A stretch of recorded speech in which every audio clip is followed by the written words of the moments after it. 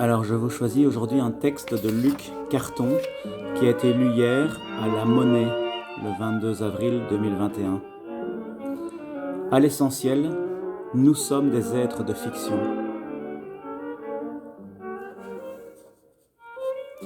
Ouvrir les supermarchés, fermer les cinémas et les théâtres, les lieux de musique et les espaces publics notamment, ça en dit long sur l'imaginaire des gouvernements, ou plutôt l'inconscient d'un régime, la structure même du monde vécu, comme en parlait Husserl puis Habermas.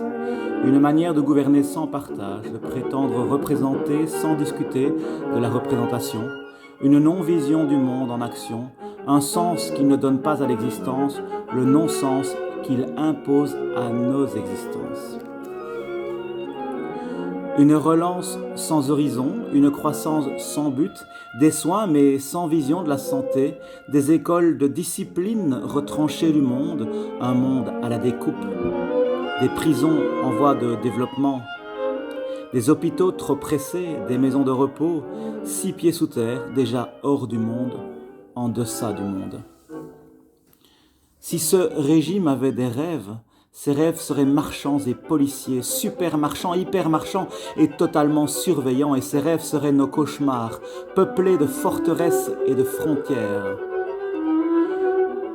Nos sociétés, ou ce qui en reste, ils seraient couchés dans le lit de leur économie marchande, en anglais « embedded », comme le craignait Karl Polanyi dans La Grande Transformation en 1943. Car leur marché n'est pas le petit marché d'à côté de chez nous, celui où l'on se rencontre, où l'on s'aime, où Fticope, où l'on marchande, on se séduit, où l'on se parle, celui qui fait hospitalité aux humains, où l'on commerce dans les villes, les bourgs et les campagnes. Non. Leur marché à eux n'a ni espace ni temps, ni ville, ni campagne. C'est le très grand marché transnational où plus personne ne connaît personne. Celui où tous les fruits, les musiques, les légumes et les livres, les films, les moutons et les champignons et les œuvres d'art elles-mêmes ont le même goût d'un mauvais rien. Une senteur de container, une odeur de fric délivré par les camions d'Amazon.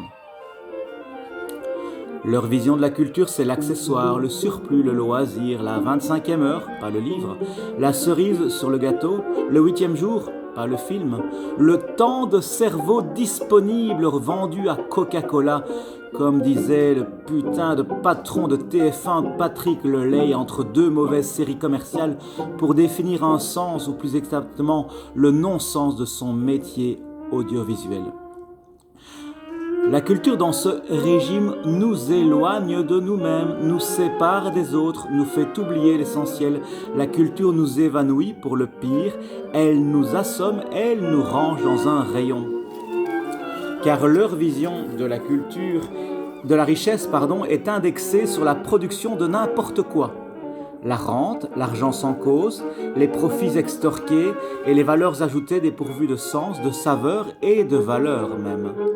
Des valeurs soustraites en somme, des vies abîmées, des bullshit jobs, y compris dans l'hôpital où s'épuisent les soignantes à leur corps et à leur cœur défendant.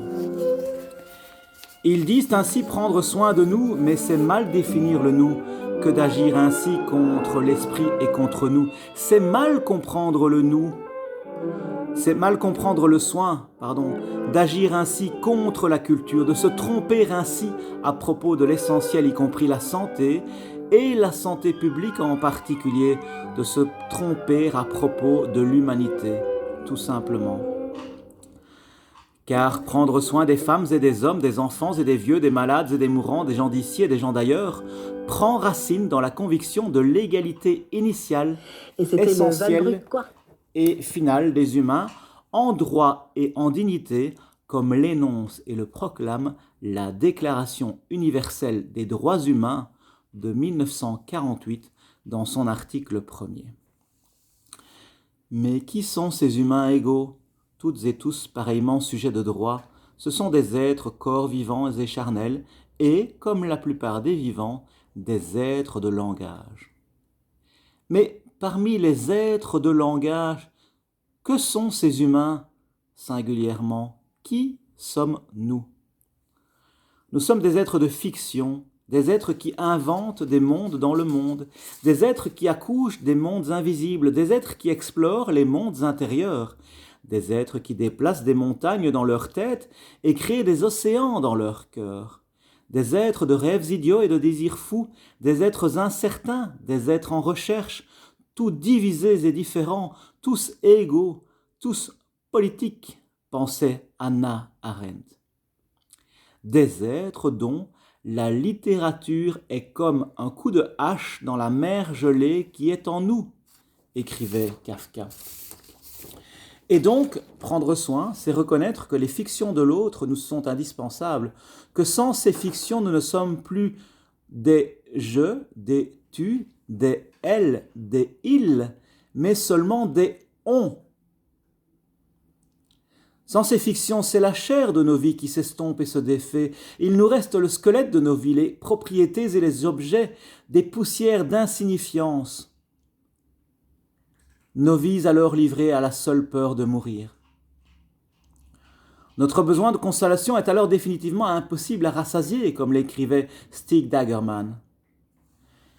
L'essentiel est donc dans les fictions de l'autre, dans les fictions des humains déjà passés, cela s'appelle patrimoine. Les fictions du langage, cela s'appelle langue ou littérature. Les fictions de la connaissance, cela s'appelle l'expérience. Puis les hypothèses, puis les sciences. Les fictions de nos sens, dont le meilleur destin est de devenir des œuvres partagées dans d'incroyables langages toujours nouveaux, des sens d'existence, des gestes de corps aimants en chorégraphie, des visions égarées du monde, des musiques improbables et des peintures rupestres, des chansons d'avant-hier et des films pour demain, des sculptures de la vie et des romans nouveaux, des poèmes bruts et des tags sur les murs de la ville notamment.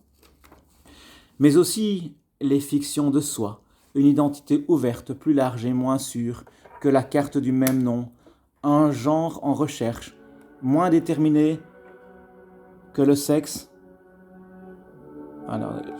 Un genre en recherche, moins déterminé que le sexe, un amour toujours à refonder, une existence à refaire naître chaque matin.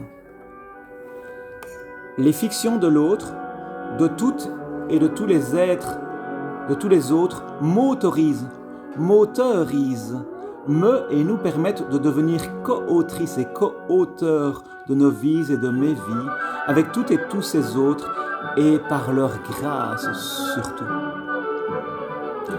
Les fictions de l'autre, nées de la souffrance et de la lutte, nous sont particulièrement essentielles car leur lieu de naissance est l'amour de la vie en soi, la vie des autres, l'amour des autres.